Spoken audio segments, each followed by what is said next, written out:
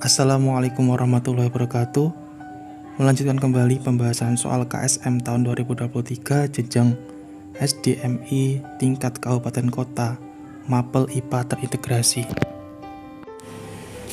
Soal nomor 28. Pertumbuhan tumbuhan dipengaruhi beberapa faktor seperti hormon GA dan ABA.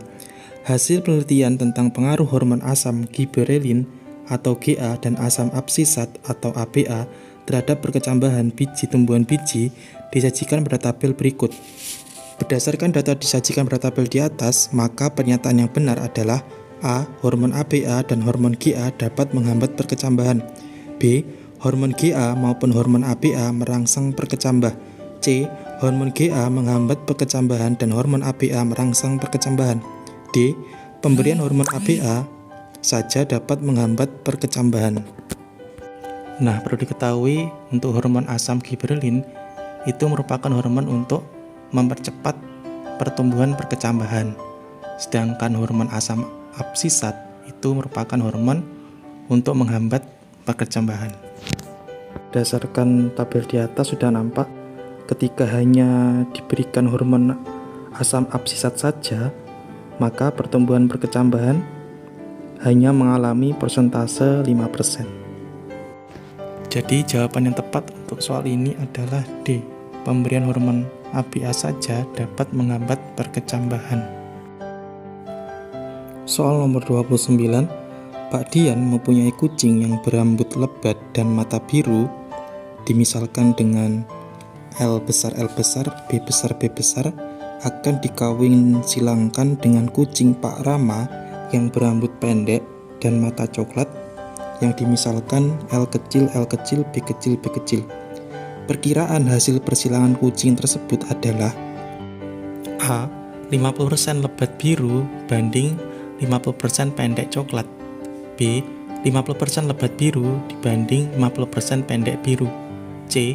100% pendek biru. D. 100% lebat biru. Untuk kasus soal ini berkaitan dengan hukum Mendel 2 yang menjelaskan tentang persilangan dihibrid, yaitu persilangan dengan sifat yang berbeda. Proses persilangannya sebagai berikut. P merupakan parental atau indukannya. Lebat biru disilangkan dengan pendek coklat.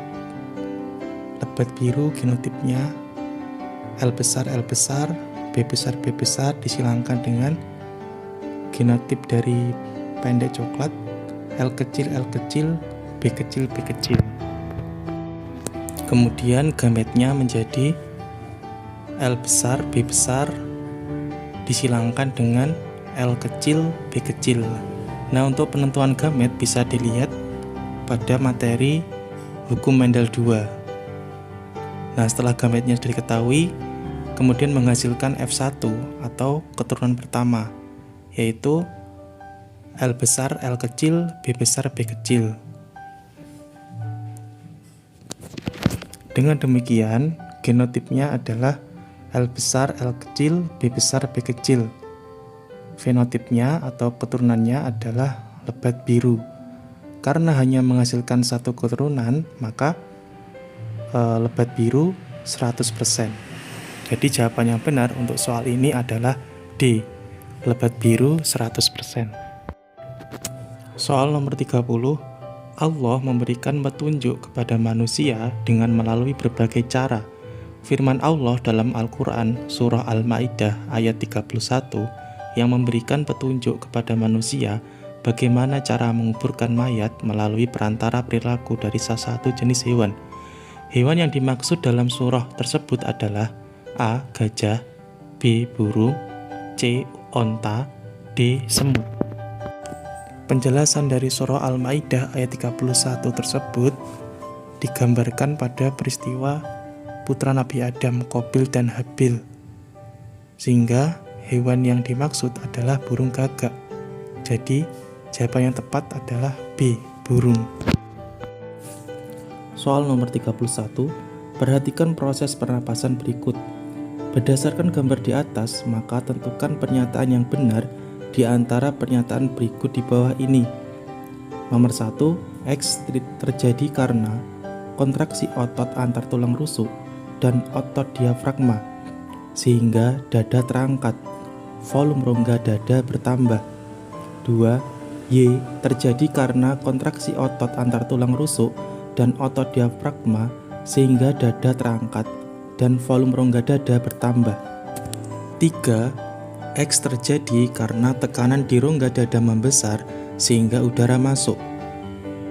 Dan 4. Y terjadi karena tekanan di rongga dada membesar sehingga udara keluar. Pernyataan yang benar adalah A. 1 dan 2, B. 2 dan 3, C. 2 dan 4, D. 3 dan 4. Gambar X menggambarkan keadaan otot antar tulang rusuk dan otot diafragma saat menghirup udara, sedangkan Y saat mengeluarkan udara.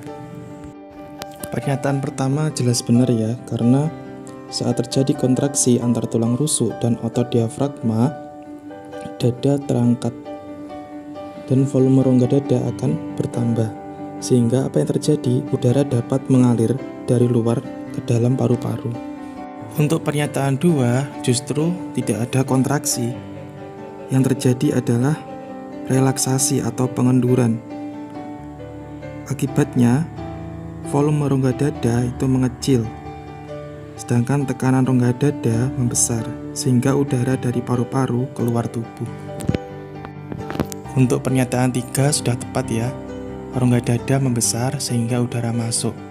Sedangkan terakhir, untuk pernyataan nomor 4, seharusnya itu rongga dada mengecil sehingga udara keluar. Jadi, untuk jawaban ini, jawaban yang tepat adalah 1 dan 3. Nah, kebetulan di pilihannya tidak ada. Soal nomor 32. Ayam ketika fajar menyingsing berkokok bersahutan satu sama lain. Kambing akan mengembik jika lapar atau sedang bahaya. Katak mencari makan di air dan ikan hidup di air. Hubungan simbiosis antara ayam dan kambing serta ikan dan katak adalah? Jawaban untuk soal ini adalah simbiosis netralisme. Karena hubungan antara kambing dan ayam, keduanya tidak mempengaruhi satu sama lain, karena jenis makanannya berbeda. Kemudian, untuk katak dan ikan, katak biasa mencari makan di air, tetapi katak tidak makan ikan. Jenis simbiosis ini merupakan hal baru di jenjang SD ya, barangkali. Jenjang SD atau MI.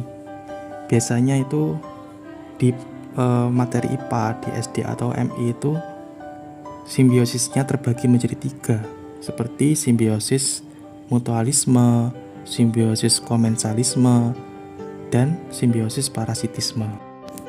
Sekian untuk pembahasan hari ini. Terima kasih. Wassalamualaikum warahmatullahi wabarakatuh.